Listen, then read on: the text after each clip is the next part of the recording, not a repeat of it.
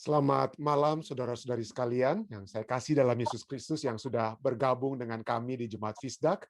Baik Anda yang sudah bergabung melalui Zoom dan juga saudara-saudari lainnya yang juga sudah bergabung melalui Fisdak Facebook Live ataupun mungkin juga YouTube Live.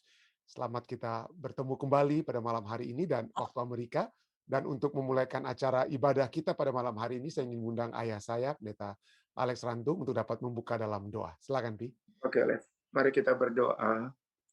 Tuhan, Bapa Semawi yang bertakhta dalam kemuliaan surga, kembali pada malam hari ini ya Tuhan, kami datang di hadapan Bapa untuk menyampaikan ucapan syukur terima kasih atas begitu besar kasih setia Tuhan dalam kehidupan kami, di mana Putra Allah Yesus Kristus telah menjelma dalam satu inkarnasi menjadi manusia, berkorban untuk menyelamatkan kami, mengambil alih kematian yang kekal bagi kami, dan memberikan kepada kami hidup yang kekal. Untuk itu ya Tuhan, pada malam hari ini kami bersyukur, di mana kami juga akan mengikuti lagi pembahasan pelajaran sekolah Sabat tentang dunia baru, khususnya malam hari ini mengenai invitation from heaven, undangan dari surga bagi kami, dan kami yakin di mana Tuhan akan memberkati Pendeta Stephen Rantung untuk membawakan firman Tuhan ini yang dapat menguatkan iman kami agar undangan ini akan menjadi bagian kami, sehingga bila mana Yesus datang kami akan disambut ke dalam kerajaan kemuliaan surga yang kekal yang Tuhan sediakan bagi kami untuk 1000 tahun di dalam surga dan di dunia baru, Yerusalem yang baru, untuk hidup kekal bersama-sama dengan Tuhan, di mana tidak akan ada lagi penderitaan, tidak akan ada lagi pergumulan, tidak akan ada lagi sakit dan kematian, karena semua yang itu telah berlalu oleh karena kasih Tuhan, dan semua kegelapan itu telah hilang oleh terang kebenaran yang Tuhan berikan melalui Yesus Kristus dan firman Tuhan yang disampaikan bagi kami. Berkatilah kami malam ini, berkatilah nanti saya menambahkan firman Tuhan ini yang menguatkan iman kami. Di dalam nama Yesus kami berdoa. Amin. Amin. Ya, terima kasih kepada orang tua saya, ayah saya, Pendeta Alex Rantung. Baik, saudara sekalian, kita akan langsung saja ke pelajaran pada malam hari ini. Ya, satu pelajaran yang sangat menarik ya. Saya percaya ini dapat menjadi satu kekuatan bagi kita semua. Ya. Pelajaran malam hari ini dengan judul Magnet Ilahi. Ya, ini adalah magnet ilahi. Baik, saudara sekalian, mungkin saya boleh minta Dedek kalau saya bisa di-highlight. Ya, supaya saya bisa, ya terima kasih. Jadi magnet ilahi dengan ya.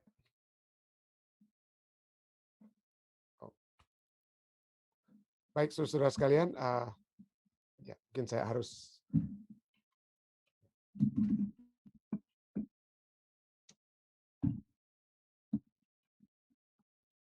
baik. Mari kita lihat pelajaran pada malam hari ini Senin. Nah, di pertanyaan pelajaran sekolah sahabat kita dimulaikan dengan satu pertanyaan.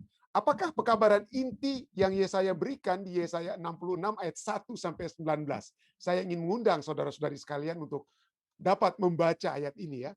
Mungkin kita tidak akan baca semuanya pada malam hari ini karena pelajaran sekolah sahabat kita memberikan sedikit ringkasan daripada apa yang merupakan ajaran inti di pasal ini atau perikopi ini.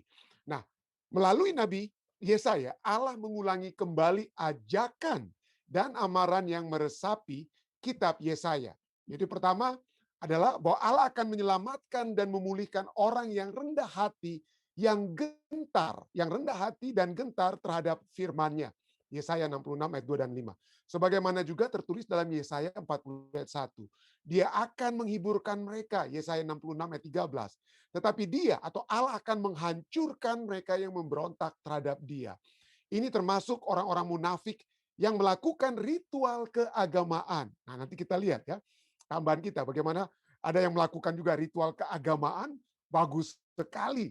Ya, di tempat perbaktian, di hadapan Allah dan di hadapan manusia, wah diterima ritual keagamanya, tapi nanti kita lihat bagaimana sesungguhnya hubungannya dengan Allah yang sejati ya. Jadi ini termasuk orang-orang munafik yang melakukan ritual keagamaan, di mana persembahan mereka telah ditolaknya. Yesaya 66 ayat 3 sampai dengan 4.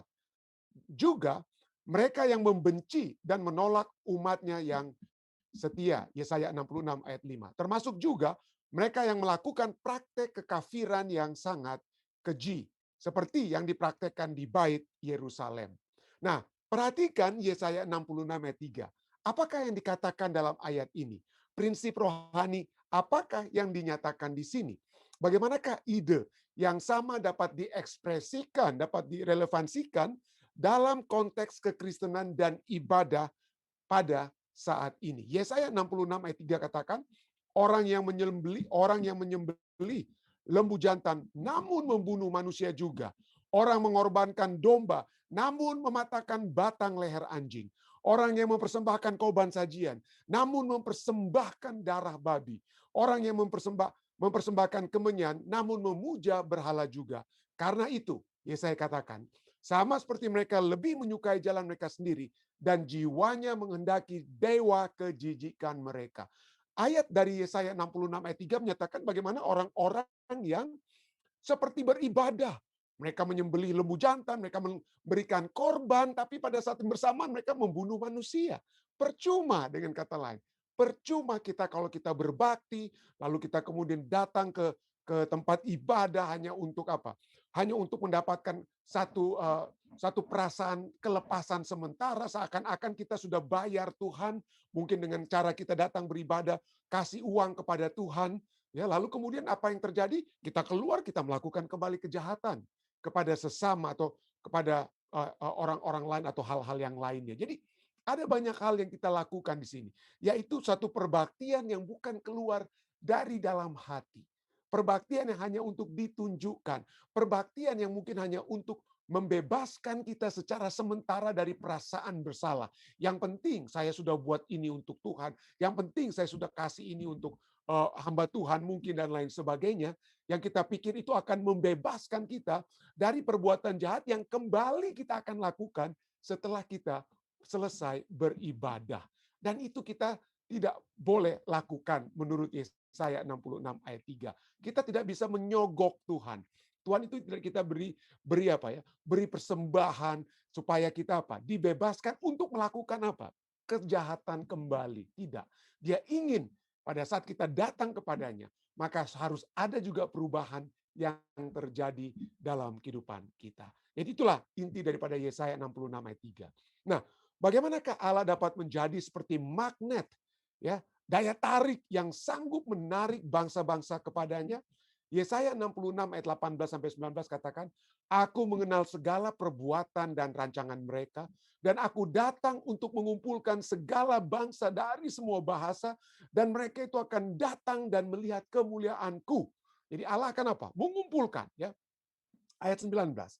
"Aku akan menaruh tanda di tengah-tengah mereka dan akan mengutus dari antara mereka orang-orang yang terluput dari bangsa-bangsa, yaitu Tarsis, Pul, Lut, ke Mesek dan Ros, ke Tubal dan Yawan, ke pulau-pulau yang jauh yang belum pernah mendengar kabar tentang aku dan yang belum pernah melihat kemuliaanku, supaya mereka memberitakan kemuliaanku di antara bangsa-bangsa." Jadi Allah akan katakan apa? Bagaimana dia dapat menjadi magnet? Dia akan menaruh tanda dan mengutus orang-orang yang terluput.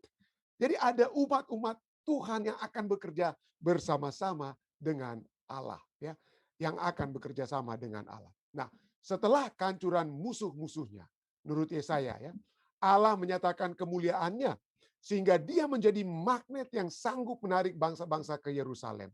Dia menetapkan tanda di antara mereka, tanda yang tidak dijelaskan di sini, tetapi tampaknya merujuk pada tanda yang terakhir kali disebutkan dalam Yesaya, yaitu apa? Bahwa Allah memberikan damai dan sukacita, serta memulihkan tanah mereka. Nah, saat Allah menyatakan kemuliaannya, dengan memulihkan umatnya setelah mengalami kehancuran, inilah tanda dari pemulihan rahmatnya.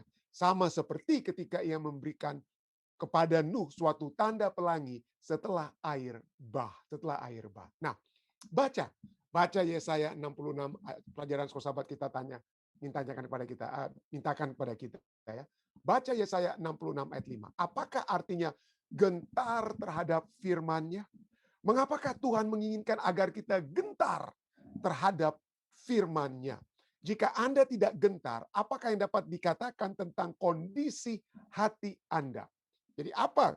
Kalau kita tidak gentar, apa kira-kira kondisi hati kita menurut Yesaya 66 ayat 5? Satu pelajaran yang sangat menarik ya, kita akan lihat di sini. Sangat menarik ya, gentar terhadap firman Allah.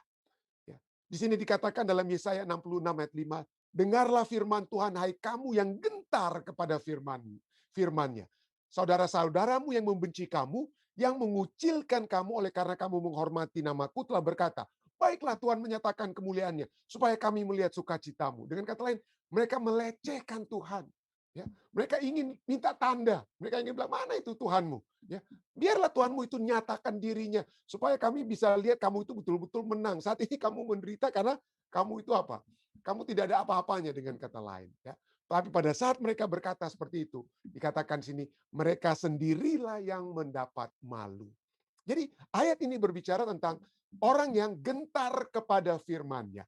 Jadi kalau ada hai kamu yang gentar, artinya ada juga hai kamu yang tidak gentar. Jadi ada yang gentar, ada yang takut, ada yang tidak takut. Ya, ada yang gentar, ada yang tidak gentar. Nah, mari kita lihat apa artinya kata gentar dan kemudian kita lihat siapa ini mereka yang gentar atau mereka yang tidak gentar terhadap firman Allah.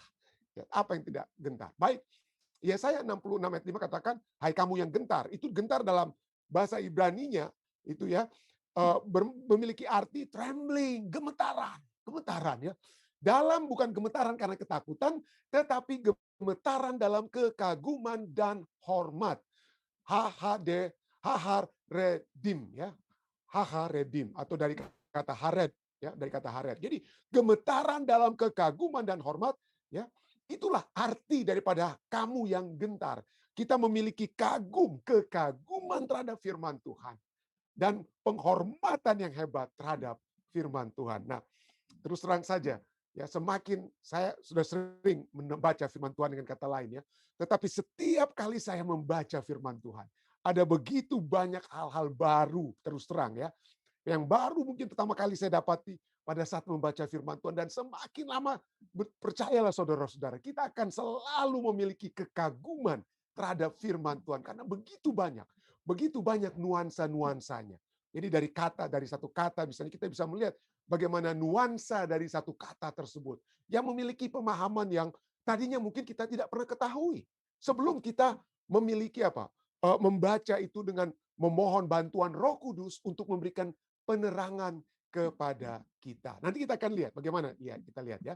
Nah, pertanyaannya, siapakah yang gentar atau tidak gentar, yang tidak mengagumi atau tidak menghormati firman Allah, atau yang mengagumi dan menghormati firman Allah? Siapa itu? Nah, pelajaran kita pada malam hari ini sudah memberikan satu ringkasan sedikit, yaitu bahwa yang gentar, yang mengagumi dan menghormati firman Allah adalah mereka yang memiliki kerendahan hati, Nah, bahasa Indonesia, Alkitab bahasa Indonesia ini ya agak berbeda sedikit ya kata-katanya ya. Yesaya 66 ayat 2. Yesaya 66 ayat 2 katakan dalam bahasa Indonesia, Alkitab bahasa Indonesia, tetapi kepada orang inilah aku memandang, kepada orang inilah aku berkati, dengan kata look on with favor. Artinya saya apa? Senang, Tuhan senang kepada orang ini. Siapa mereka? Orang bahasa Indonesia katakan, kepada orang yang tertindas dan patah semangatnya, dan yang gentar kepada firman-Ku. Wah, kalau kita melihat kata tertindas dan patah semangat, itu berhubungan dengan perasaan kita ya. Perasaan yang tertindas mungkin secara fisik, emosional, patah semangat, lagi frustrasi, itu mungkin pengertian kita ya. Tapi itulah, ya kita puji Tuhan kita bisa banding-bandingkan sedikit dengan Alkitab bahasa Inggris ya, atau juga bahasa asli, karena begitu banyak juga di internet Anda bisa lihat ya.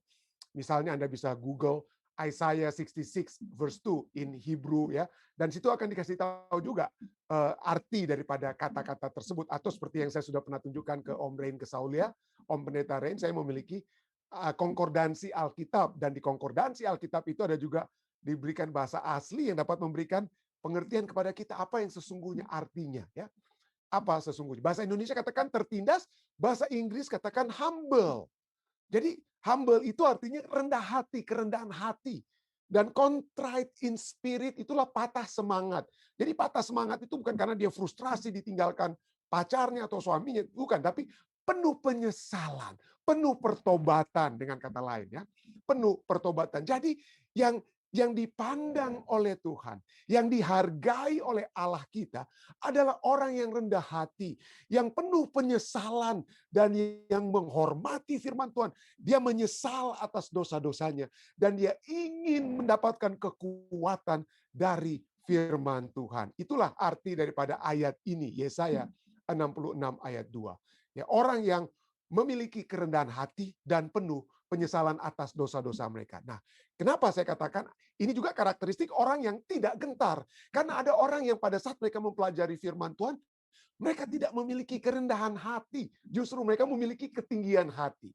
Mereka bukan penuh dengan penyesalan, tetapi mereka melihat apa? Bukannya dosa-dosa mereka sendiri, tapi mereka melihat dosa orang lain pada saat mereka membaca firman Tuhan. Jadi mereka pada saat baca firman Tuhan langsung mereka bilang, waduh ini betul nih ayat ini ya. Ini cocok nih untuk saudara ini nih. Ini cocok nih untuk saudari ini. Jadi mereka tidak melihat diri mereka. Kita tidak melihat diri kita, diri saya pribadi pada saat saya membaca firman Tuhan ini. Itu hanya kita pikir hanya bagus untuk orang lain.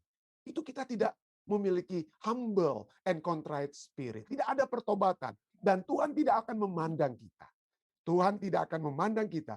Karena pada saat kita memiliki sifat ketinggian hati dan hanya melihat dosa orang lain, maka kita bukanlah orang yang dipandang oleh Tuhan dan kita bukanlah orang yang gentar terhadap firman Tuhan. Ya. Yang kedua, poin kedua yang dapat kita lihat sehubungan dengan siapa atau karakteristik siapa mereka yang gentar terhadap firman Tuhan adalah bahwa kita harus memiliki kerelaan mendengar. Kerelaan mendengar. Yesaya 50 ayat 4. Nabi Yesaya juga berkata dalam Yesaya 50 ayat 4, Tuhan Allah telah memberikan kepadaku lidah seorang murid, supaya dengan perkataan aku dapat memberi semangat baru kepada orang yang letih lesu. Setiap pagi ia mempertajam pendengaranku untuk mendengar seperti seorang murid. Ya, 2 kali di sini dikatakan kita harus diberikan apa? Lidah seperti seorang murid, pendengaran untuk mendengar seperti seorang apa? Murid. Ya. Bayangkan, Anda lihat di sini, coba Anda lihat. Kita kalau mendengar, itu yang mendengar itu adalah hubungnya para murid. Tapi coba lihat ayat ini katakan apa? Tuhan Allah telah memberikan kepadaku lidah seorang dosen, ya, lidah seorang guru yang mengajar, begitu ya? Tidak. Ayat ini katakan apa? Tuhan Allah memberikan kepadaku lidah seorang murid. Supaya dengan perkataan aku dapat memberi semangat baru kepada orang yang letih lesu. Dalam konteks guru dan murid, atau dalam konteks di sekolah, seharusnya ayat ini berkata bahwa Tuhan Allah memberikan kepadaku lidah seorang guru atau maha guru, profesor yang tahu berbicara. Tetapi tidak. Lidah kita juga adalah lidah yang dikatakan seorang murid. Kenapa bukan lidah seorang guru? Kenapa bukan lidah seorang dosen atau profesor? Kenapa? Oleh sebab pada saat kita dengan perkataan yang kita bagikan, firman Tuhan yang kita bagikan yang dapat memberikan semangat kepada orang yang letih lesu, perkataan itu juga adalah perkataan yang kita keluarkan sebagai seseorang yang masih merindukan pemberitaan dari Sang Guru Agung. Kita tidak merasa sudah tahu semuanya sebagai seorang dosen, seorang maha guru, seorang profesor. Jadi kembali ayat ini menyatakan pada saat kita membagikan firman Tuhan pada orang lain, jangan kita berlagak sok tahu. Jangan kita berpikir bahwa kita sudah tahu semuanya. Makanya kita jago dalam hal itu. Dalam pemberitaan maupun mendengar, baiklah kita mendengar seperti seorang murid. Ya. Jadi kita mendengar ataupun membagikan untuk diajar, bukan untuk menghajar. Nah, kenapa saya katakan ini?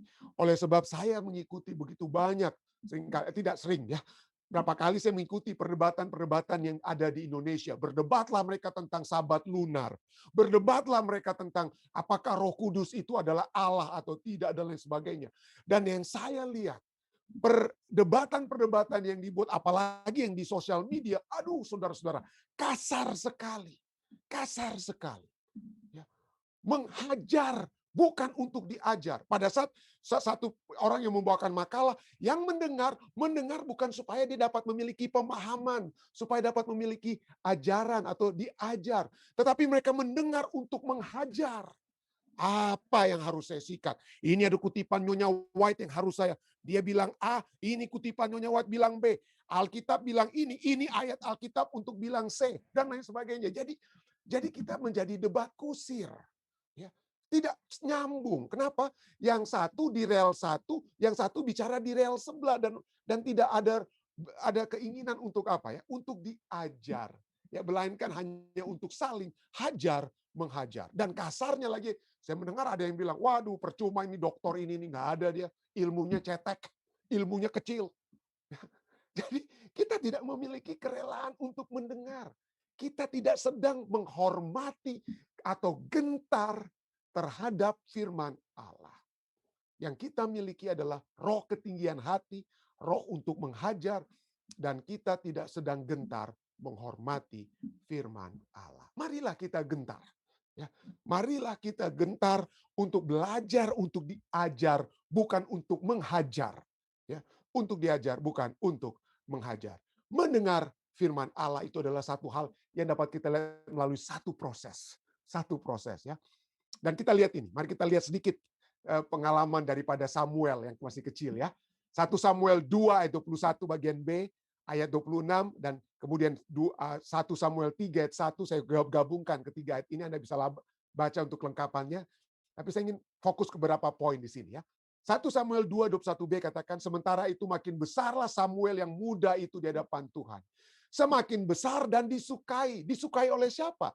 Disukai oleh di hadapan Tuhan maupun di hadapan manusia. Jadi dia telah melakukan hal-hal yang baik.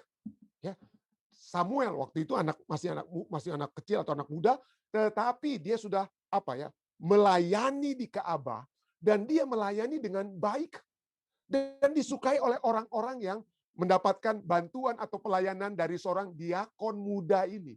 Dia melakukan apa yang benar. Dia tidak main-main dengan pada saat dia melakukan membantu dalam upacara keagamaan di Ka'bah sebagai seorang imam muda kecil. Dia melakukan yang baik di hadapan Tuhan maupun di hadapan manusia. Dan ayat ini katakan Samuel yang muda itu menjadi pelayan Tuhan. Waduh, hebat sekali ya, puji Tuhan ya.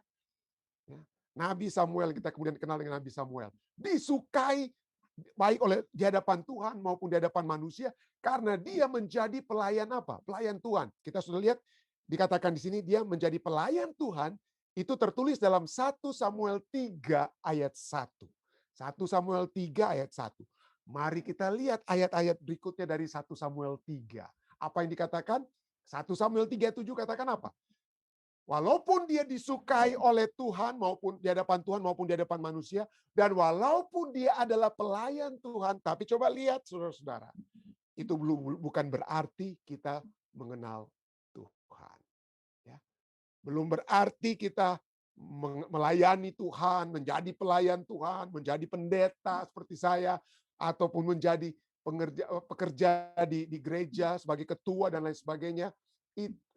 Diakon dan semua umat manusia ya.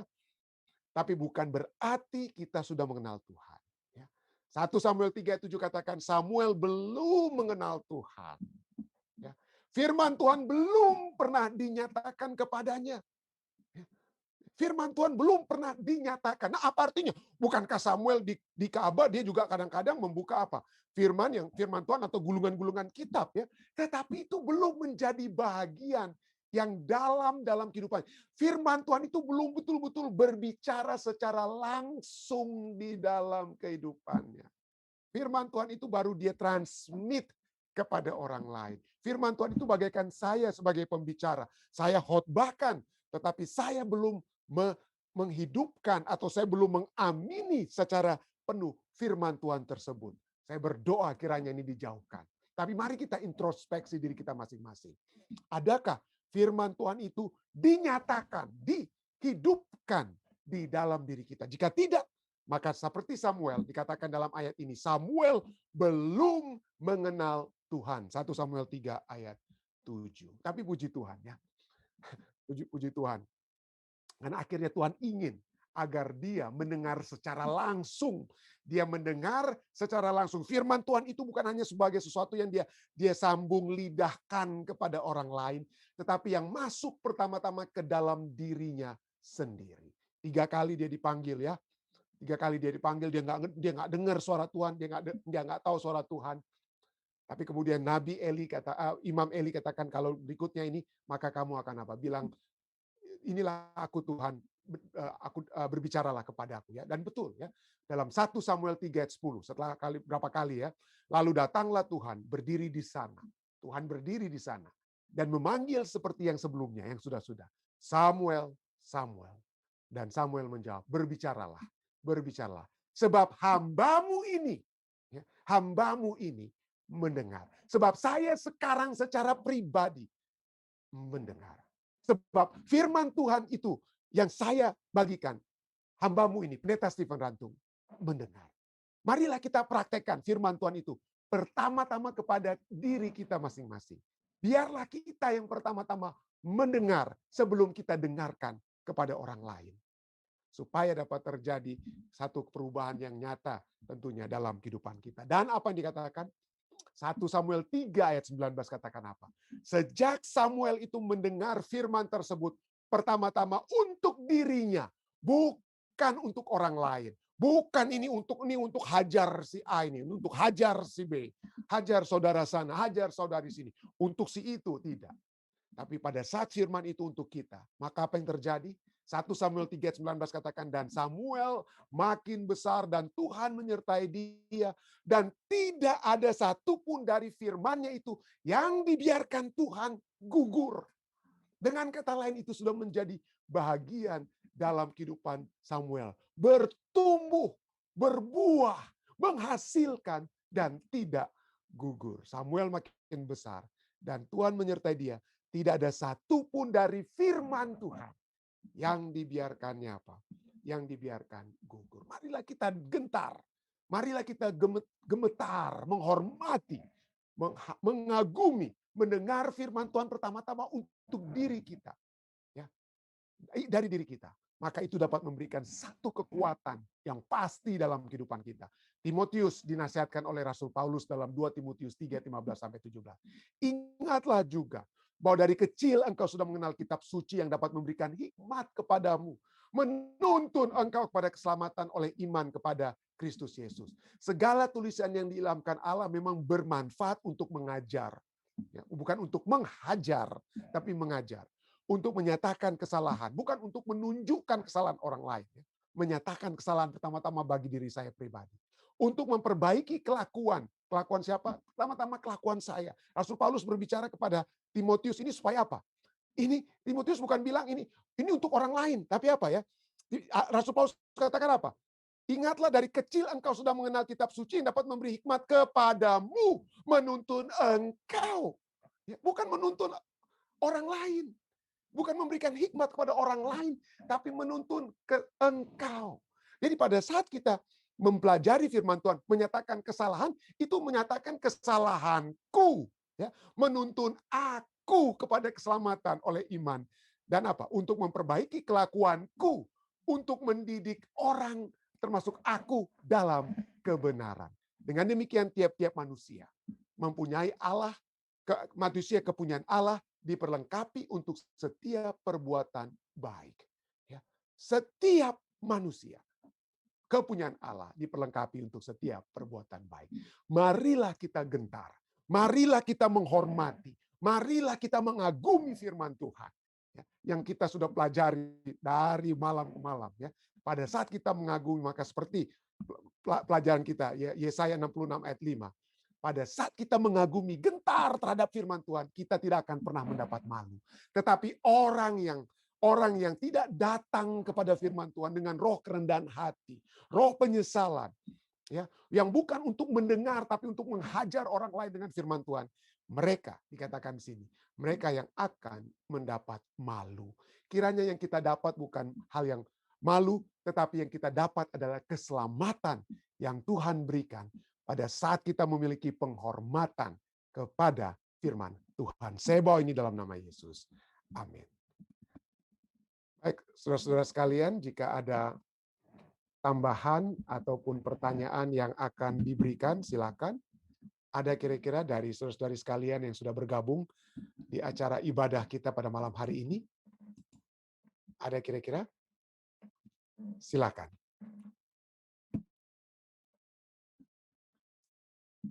Om Rain, ayah saya mungkin sudah mau di-unmute dulu. Silakan. Oh, tidak ada. Om Rain mungkin? Terima kasih banyak Pendeta. Sangat lengkap. Karena memang sering kalau kita memberitakan firman, kita anggap kita itu lebih hebat dari orang lain. Padahal firman itu untuk kita. Karena kita sama-sama manusia. Amin. Dan bersyukur Tuhan percayakan firman itu bagi kita, lalu dibagikan kepada orang lain. Setelah kita bertobatlah begitu. Ya. Petrus sendiri sudah bersama Yesus berapa enggak, tapi belum bertobat-tobat terus, dan akhirnya Petrus menjadi luar biasa di dalam setelah menerima kuasa Roh Kudus. Terima kasih. Puji Tuhan Om Rey. Baik, ada lagi saudara-saudara lainnya ya, yang akan dapat memberikan tambahan ataupun pertanyaan, silakan. Jika belum ada yang melalui Zoom, ya di Zoom saya lihat juga ada saudara Arcangelo, selamat bergabung dengan kami semua ya. Semua yang pertama kali ini mungkin saudara Arce ya. Terima kasih sudah bersama-sama. Baik, ada lagi yang lain jika tidak ada. Bagaimana, Dek? Ada yang dari live stream, pertanyaan ataupun tambahan, silakan, Dek. Terima kasih. Mungkin kalau tidak ada dari live stream, ada yang mungkin tambahan atau pertanyaan dari Dedek sendiri. Oke. Baik, jika tidak ada, mari kita masuk kepada bagian yang kedua. Ya, mungkin ada kesaksian-kesaksian ataupun hal-hal yang dapat kita doakan pada malam hari ini waktu Amerika, pagi hari tentunya waktu Indonesia. Ya. Ya. Baik, ada kira-kira?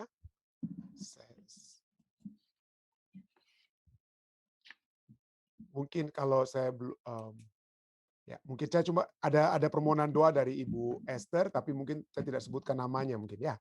Atau saya doakan saja saudara daripada Ibu Esther Taniwel ya. Ya. Baik. Jika tidak ada yang dari Zoom, bagaimana dari live stream, Dek?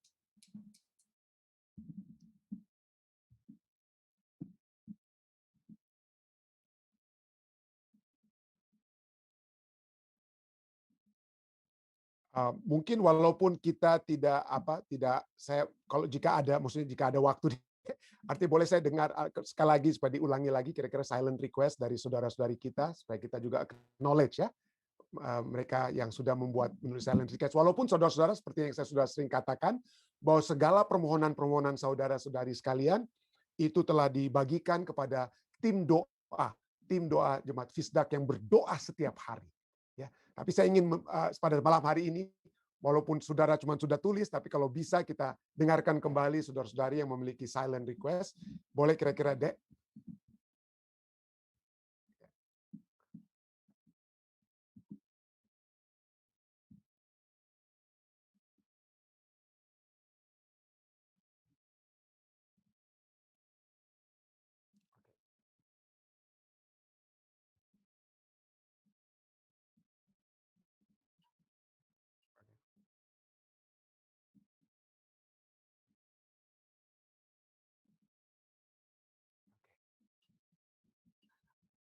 Baik, terima kasih.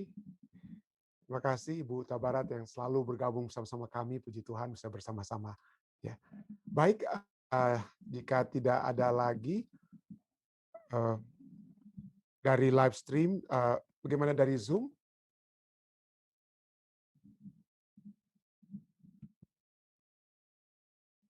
Oh, ke Vermont, Eti ya, Eti ke Vermont ya. Oke. Oh, oke. Beliau tidak bergabung di kita di Zoom ya pada saat ini. Oke. Oke. Baik, saudara sekalian, jika tidak ada lagi, mari kita bersatu dalam doa. Bapa yang penuh kasih dalam takhta kerajaan surga. Terima kasih Tuhan, karena kami diingatkan kembali untuk menghormati, memiliki kekaguman, kegentaran terhadap firman-Mu Tuhan. Firman yang telah menguatkan kami semua secara pribadi, umat-umat Tuhan yang selalu bersatu dalam acara ibadah setiap malam, dalam menghadapi tantangan-tantangan kehidupan kami, menghadapi penyakit-penyakit yang kami sudah alami, menghadapi segala pencobaan-pencobaan yang kami hadapi Tuhan. Kami telah mendapatkan kekuatan dari firman Tuhan. Kami berdoa Tuhan, kiranya firman ini akan selalu memberikan kelegaan kepada kami. Membawa kami untuk mendapatkan satu perubahan yang pertama-tama dapat terjadi di dalam diri kami sendiri, diri kami masing-masing Tuhan. Kami melihat kuasa firman tersebut Tuhan yang telah merubah kami. Membawa kami untuk lebih memiliki kesabaran, membawa kami untuk lebih memiliki ketekunan untuk dekat dengan Engkau. Membawa kami untuk memiliki satu kehidupan di mana kami lebih berserah kepadamu. Memiliki waktu untuk berdoa. Memiliki waktu untuk membagikan firman-Mu kepada sesama kami. Tuhan, begitu besar kuasa-Mu Tuhan. Engkau sudah menuntun kami. Dan dengan firman tersebut kami akan terus melihat bagaimana penyertaan surga yang pasti akan terus menjadi bagian kami. Menghadapi hari ke depan, hari ke hari yang semakin tidak menentu ini Tuhan.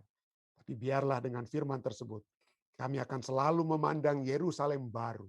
Yerusalem baru yang selalu menjadi pusat pemikiran daripada Abraham, Musa, dan seluruh umat-umat Tuhan dalam Alkitab. Bagaimana mereka menantikan tempat tersebut. Dan kami rindu Tuhan. Kami rindu agar kami dapat tiba di tempat yang Engkau sudah sediakan bagi kami semua. Berikanlah selalu kekuatan ini Tuhan, agar selalu bergelora dalam kehidupan kami. Pada saat kami menghadapi tantangan-tantangan kehidupan penyakit, maka kami tetap akan memiliki kekuatan Tuhan. Karena kami tahu Engkaulah sumber kekuatan. Dan Engkau sudah nyatakan hal tersebut di dalam firman-Mu. Pada saat ini Tuhan, kami datang untuk membawakan permohonan-permohonan doa. Kami ingin berdoa bersama-sama dengan Ibu Esther Taniwel yang mendoakan saudaranya Tuhan. Dalam masalah kecelakaan kecil yang dia alami dan juga kebutuhan kehidupannya. Tuhan berikanlah kepadanya kesehatan dan kekuatan yang pasti dari surga. Dengarkanlah permohonan Ibu Taniwel, sehingga dengan jawaban doa tersebut, maka kekuatan iman bukan hanya menjadi bagian saudaranya tersebut, tapi dapat menjadi bagian daripada Ibu Esther, dan dapat menjadi bagian kami semua. Hamba-Mu juga ingin membawakan Ibu Pendeta Paruntu yang juga berbakti bersama-sama pada malam hari ini. Hamba-Mu berdoa kiranya Tuhan mendengarkan segala permohonannya, juga kerinduan-kerinduan hatinya yang selalu juga membawakan keluarganya untuk dapat memiliki kekuatan kesehatan dari surga seperti Ibu Yeni Ransun. Kami juga terus berdoa bagi semua umat-umat Tuhan yang memiliki permohonan-permohonan pribadi, memiliki silent request, seperti Saudari Ike Lintang, seperti Ibu Marta Lam, seperti Om Yan dan Tante Sin Lalaki. Dan kami juga berdoa secara khusus bagi Ibu Lucy dan Tante Yulin Walian yang ada di California dengan segala kebutuhan mereka Tuhan. Segala rancangan surga tentunya yang dapat menjadi bahagian mereka.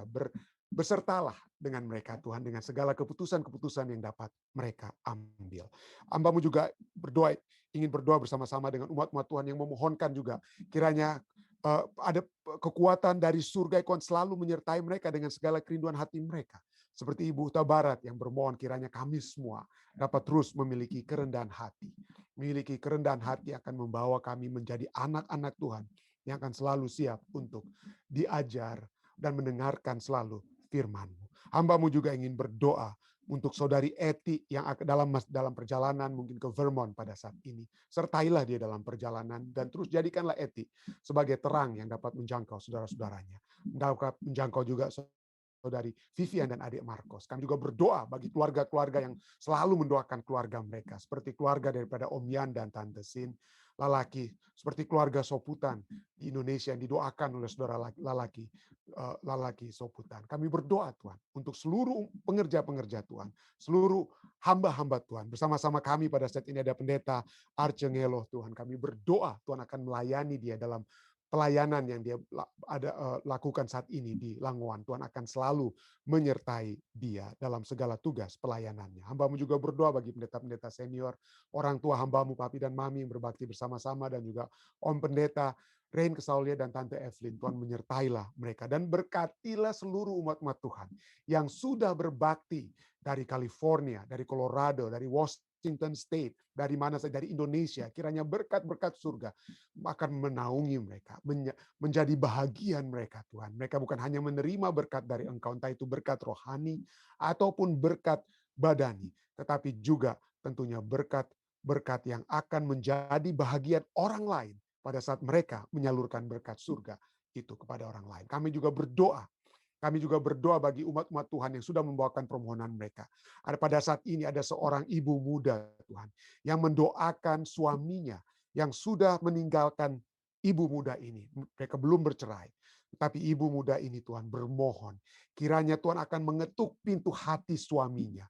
Sehingga sang suami itu akan berbalik kembali kepada ibu ini, Tuhan. Kami berdoa, Tuhan.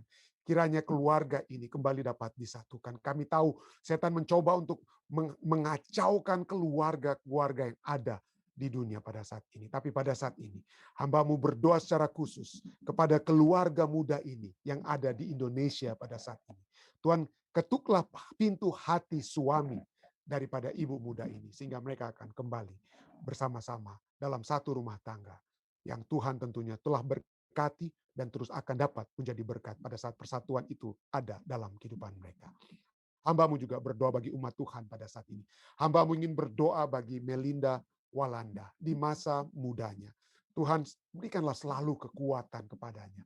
Biarlah firman Tuhan yang selalu Melinda pelajari itu dapat menjadi satu kekuatan untuk menghadapi tantangan-tantangan kehidupan, tantangan-tantangan masa muda yang Melinda Walanda hadapi. Tuhan, berkatilah dia. Berikanlah selalu kekuatan kepada Mel. Berikanlah juga masa depan yang Tuhan sudah tetapkan baginya, Tuhan. Dan biarlah dia selalu akan menjadi anak Tuhan yang selalu dekat dengan Tuhan. Hamba-Mu juga ingin berdoa bagi Julia Asa dalam pendidikannya, dalam kehidupannya sehari-hari. Tuhan mengetahui juga rancangan-rancangan yang terjadi dalam kehidupannya. Bersertalah dengan Julia. Sehingga segala sesuatu yang terjadi dalam kehidupannya adalah berdasarkan persetujuan, berdasarkan kerinduan di surga yang dapat terjadi di dalam kehidupan Julia. Berkatilah orang tuanya, berkatilah semua saudara-saudaranya, dan kiranya mereka semua akan selalu bersukacita di dalam Tuhan. Terima kasih Tuhan, terima kasih Engkau sudah mendengar, Engkau sudah menjawab doa-doa kami. Karena doa-doa ini telah kami minta Tuhan, hanya di dalam nama Yesus Kristus yang adalah Tuhan dan Juru Selamat menebus kami. Amin. Sekali lagi terima kasih banyak saudara-saudari sekalian yang sudah bersama-sama dengan kami Jemaat Fisdak. Kita akan bertemu kembali besok di waktu yang sama. Tuhan menyertai kita semua. Stay safe dan stay healthy. Sampai kita bertemu kembali. Neta ada pesan dari Jakarta. Oh. Saya ikut itu yang Ayas punya itu. Ayas tiap Senin itu. Jadi tadi pendeta Simorangkir Samuel ada kirim salam. Oh, puji Tuhan. Ya. Suara bass itu dia itu. Yang suaranya